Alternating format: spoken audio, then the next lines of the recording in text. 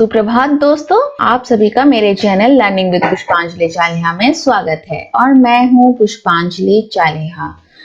जैसा कि आप लोग देख रहे हैं, मैंने निकाल के रखा है कक्षा 4 का क्लास 4 का पाठ 2 जैसा सवाल वैसा जवाब। इस वीडियो को तो हम लोगों ने इस स्टोरी को पढ़ के एक वीडियो मैंने बना चुकी हूँ। उसमें अकबर बीरबल की ही एक कहानी दी गई है जिसमें बीरबल की बुद्धिमत्ता को निखारा गया है और आप लोगों के सामने लाया गया है। और कितना आप लोगों ने अगर दूसरी कहानियां भी पढ़ी होंगी अकबर बीरबल की, तो आपको जरूर पता होगा कि बीरबल बहुत ही हाजिर जवाब थे। उनकी जवाब हमेशा उनके जुबान पर रहती थी। तो ठीक है, इसके लिए आप मेरे वीडियो को देख लीजिएगा। आज हम लोग करेंगे प्रश्न उत्तर।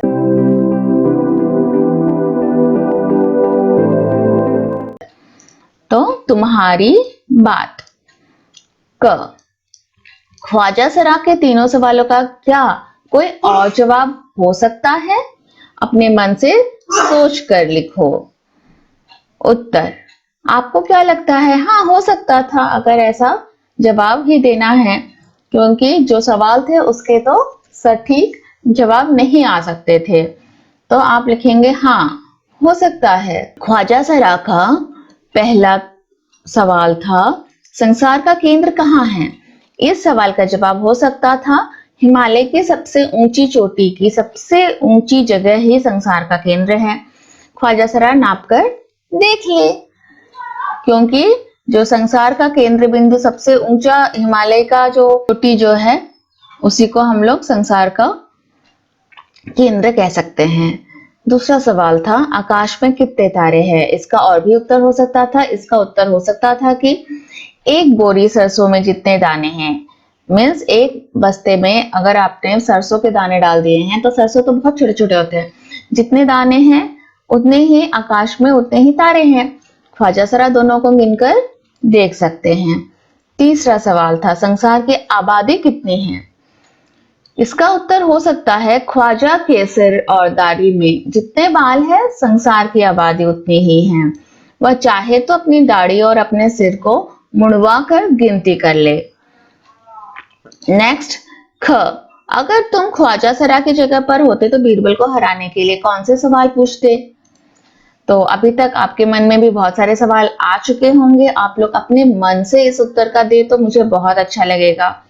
बट सैंपल आंसर की तरह हम ये लिखेंगे, अगर मैं ख्वाजा सरा की जगह पर होता तो बीरबल को हराने के लिए यह सवाल पूछता।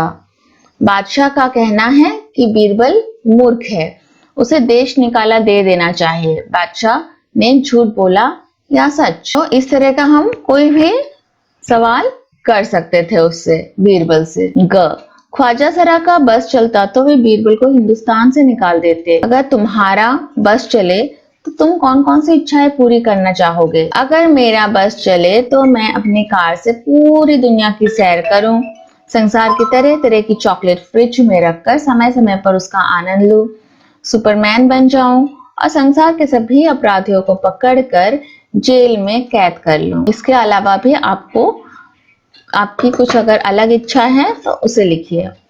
बस, नीचे लिखे वाक्य पढ़ो।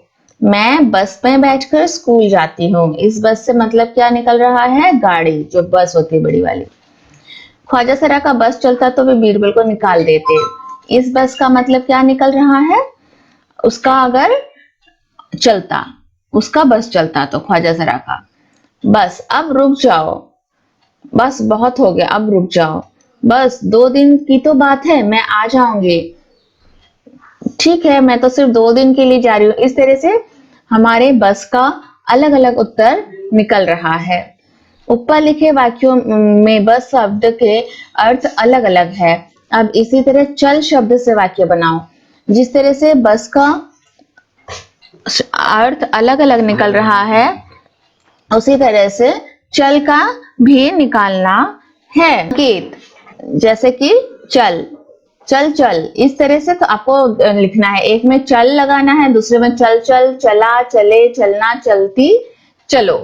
आप लोग खुद भी थोड़ा सा करके देखिए। जैसे कि बीच सड़क पर मत चल, मैं तो चल चल के थक गया, तुम बैठो मैं तो चला, चलो अब पढ़ाई करो, अब हमें चलना चाहिए। इसी को चलती का नाम गाड़ी कहते हैं। ऐसे चले, राजीव तो आया ही नहीं, यह फिल्म बहुत चलेगी। इस तरह से हम चल का ही कितने मीनिंगफुल अलग अलग मीनिंग में सेंटेंस में हम लोग यूज कर सकते हैं।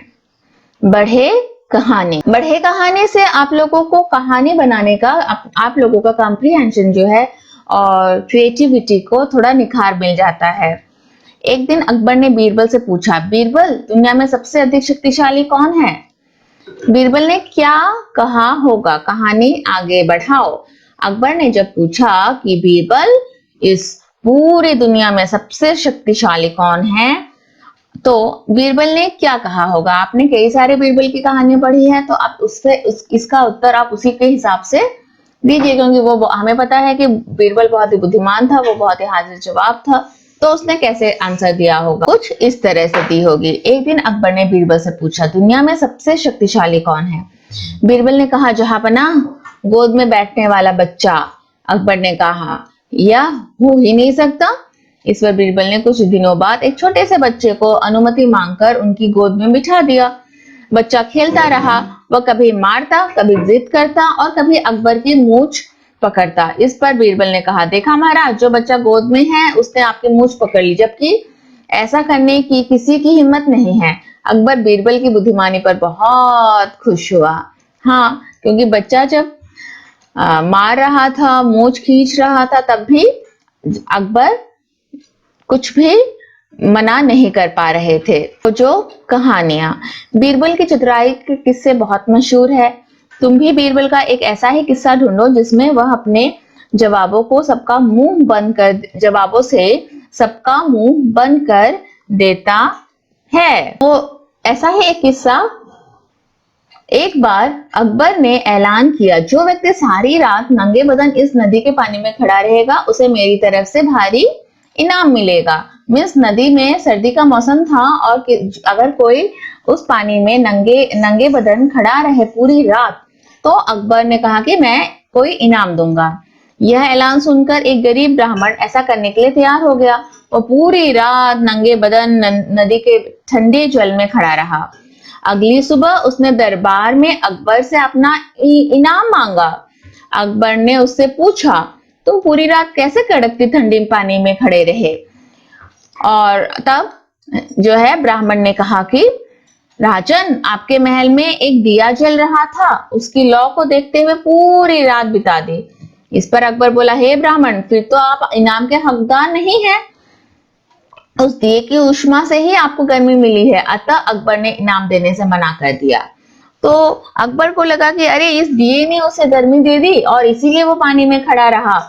तो अकबर ने कहा, नहीं, फिर आपको तो दिए की रोशनी से गर्मी मिल गई, तो आप कैसे इनाम पा सकते हैं? ये बात बीरबल को बिल्कुल भी अच्छी नहीं लगी। बीरबल को यह अच्छा नहीं लगा। तब बीरबल को यह अच्छा नहीं लगा। अगले दिन बीरबल ने अकबर व अन्य दरबारियों को खिचड़ी खाने का निमंत्रण दिया। तो बीरबल ने कुछ तो बुद्धि की जिससे कि अकबर को भी समझ में आ जाए। सब सही समय पर पहुंच गए। सभी लोग पहुंचे खिचड़ी खाने के लिए, परंतु बीरबल का कुछ पता नहीं था।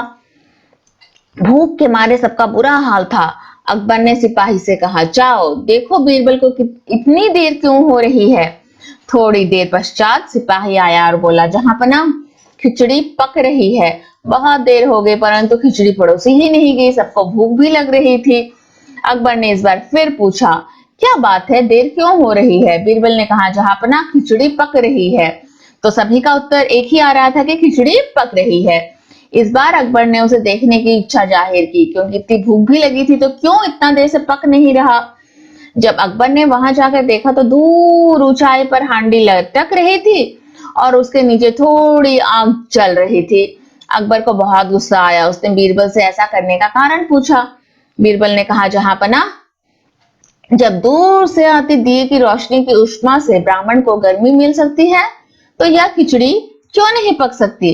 अकबर बीरबल की बुद्धिमानी पर खुश हुए, उस ब्राह्मण को बुलाकर इनाम दिया। तो देखो बच्चों, बीरबल ना सिर्फ बहुत बुद्धिमान था बल्कि उसने बहुत अच्छा एक काम भी कर दिया। जो गलती अकबर करने जा रहे थे इनाम न देकर ब्राह्मण को, उसने एक ही बार में सबक सिखा दी। इस तरह से थोड़ी छोटी सी आग लगा जली हुई थी और ऊपर जाकर हांडी जो था बिठाया गया था। तो क्या इस आग से खिचड़ी पक नहीं सकती थी, लेकिन अकबर को सबक देने के लिए ही ये वाला काम उसने की और अकबर को सबक मिल भी गई और उसने उस ब्राह्मण को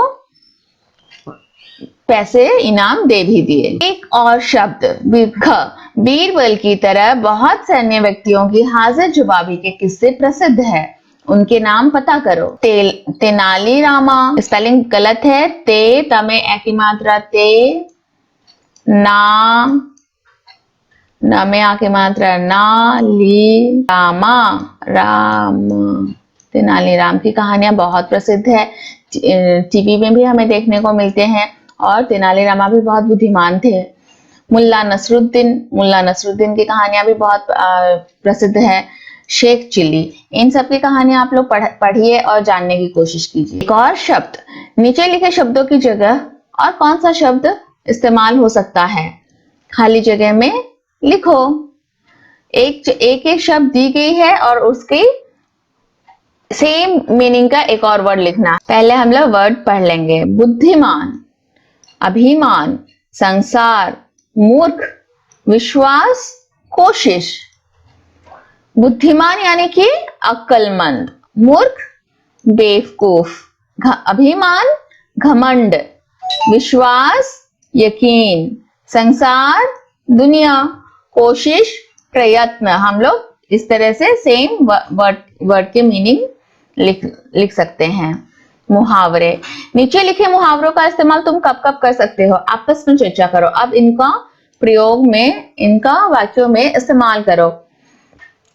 आपस में बच्चों का चर्चा करने का मतलब यही है कि जब आप लोग किसी भी बात को लेकर चर्चा करते हो तो वो आपके दिमाग में बिल्कुल घुस जाएगा और आपको बिल्कुल याद हो जाएगी। इसीलिए आपको चर्चा करनी चाहिए, ठीक है। मुहावरे सिर्फ ये दो ही नहीं बल्कि मुहावरे का किताब लेकर आप पूरे मुहावरों को हमेशा चर्चा कीजिए। नाक भौ सिकोड़ना, कलई खुलना, दो मुहावरे दी गए हैं। इसको हम लोग कैसे यूज कर सकते हैं। नाक भौ सिकोड़ना, गीता का नाम सुनते ही नीना नाक भौ सिकोड़ने लगी है। ये सोचिए, उसे अच्छा नहीं लगता है जब गीता आती है। कलई खुलना, उसकी करतूत का पता लगते ही सबके सामने उसकी कलई खुल गई। मतलब कि कुछ हमने किया है लेकिन बताया नहीं किसी के सामने, तो जब उस काम के बारे में सबको पता चल गया कि इसी ने किया है तो क्या हुआ, उसने जो कलई बांध रखी थी यानी कि जो बात छुपा के रखी थी वो सबके सामने आ गई है। तो इतना है, जैसा सवाल वैसा जवाब का प्रश्न उत्तर। आप लोग इसे कॉपी में लिख के पूरा याद कर लीजिएगा और कमेंट में आप लोग कुछ और जो मुहावरे हैं लिखिएगा कि अगर किसी मुहावरे का आपको अर्थ चाहिए होगा वो भी मैं बताऊंगी, आप लोग कमेंट बॉक्स में लिखिएगा। और वीडियो कैसा लगा जरूर कमेंट कीजिएगा। आप लोगों ने अगर मेरा चैनल सब्सक्राइब नहीं किया है तो जरूर कर लीजिएगा और मेरे वीडियो में एक लाइक और शेयर जरूर कर दीजिएगा। धन्यवाद। आप लोग घर में रहिए, सुरक्षित रहिए और मेरे साथ सीखते रहिए।